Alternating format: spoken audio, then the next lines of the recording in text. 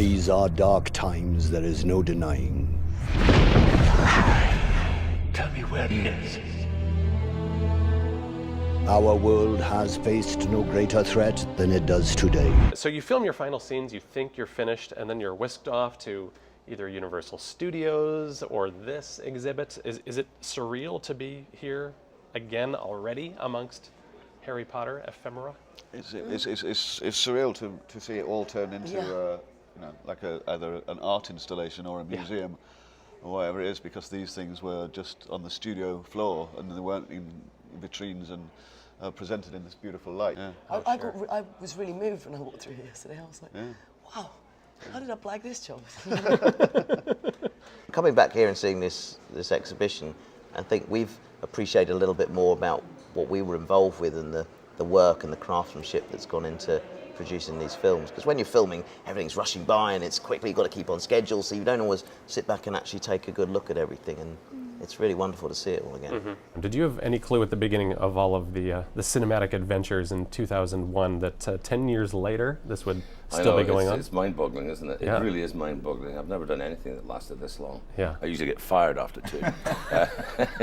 If you were to go back to me waiting in that hotel in Leeds for 2.5 hours to get seen by Janet Hudson, the casting director, that in 10 years' time you're going to be in New York talking about the last movie, I wouldn't have been able to imagine it. I don't think any of us knew, and it'd be interesting if we did, if someone could rewind and tell us. I think it's kind of helped that not all of the books had been been written yet. It did have that, that unknown factor, which did help in terms of performance, because obviously a character does not know their future. My father is an actor. He's in the movies too. He plays Mad Eye Moody in the film, so I'd pushed him to do the films, because I don't think he knew the books at the time. So I'd been out to set, I visited my dad on set and stuff, and I think I'd been offered work as a stand-in for one of the Weasley twins. Really? Yeah, and finally they added Bill in, and it was everything I was hoping it would be, It was really friendly, really brilliant, really amazing sets.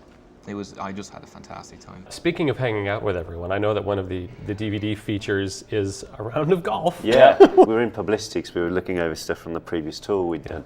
And they said, what if we'd like to record you guys at a driving range talking about your experience. So I thought, right, just chance How this. can we blag this? So he just said, well, what if we played a round of golf? And they were like, okay, where are you thinking? Like the course down the road? We're thinking more like Celtic Manor, where the Ryder Cup was held. Because the American audience would get it. Oh, right, okay. But then, all the hair and makeup crew turn up and all the publicity people bring their partners. And then the husbands kind of got interested in their job first. So it was kind of like, we had a great little time doing it. In a film series which is so jam-packed with such tremendous actors, is there any pressure for those of you in supporting roles to really bring your A game to every take, simply so that you can stand out when it comes time to compile the final cut?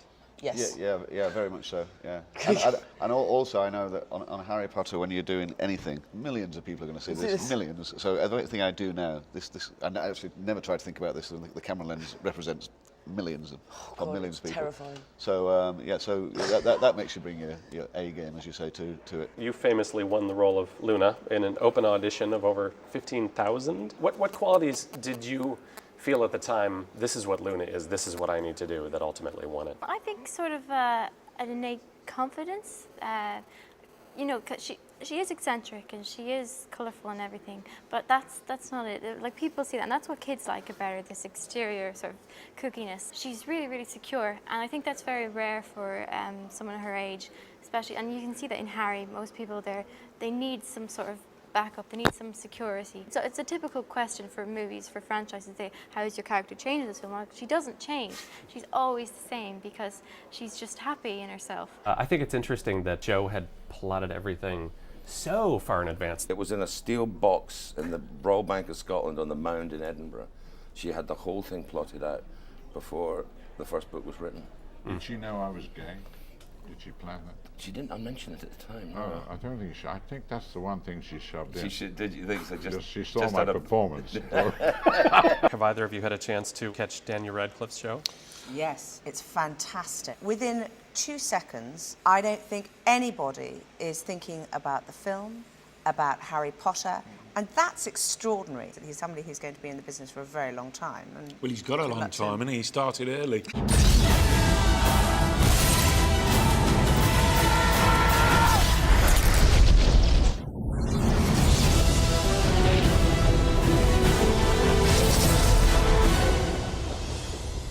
You think fun. he knows what Fandango means in Glasgow? Hello.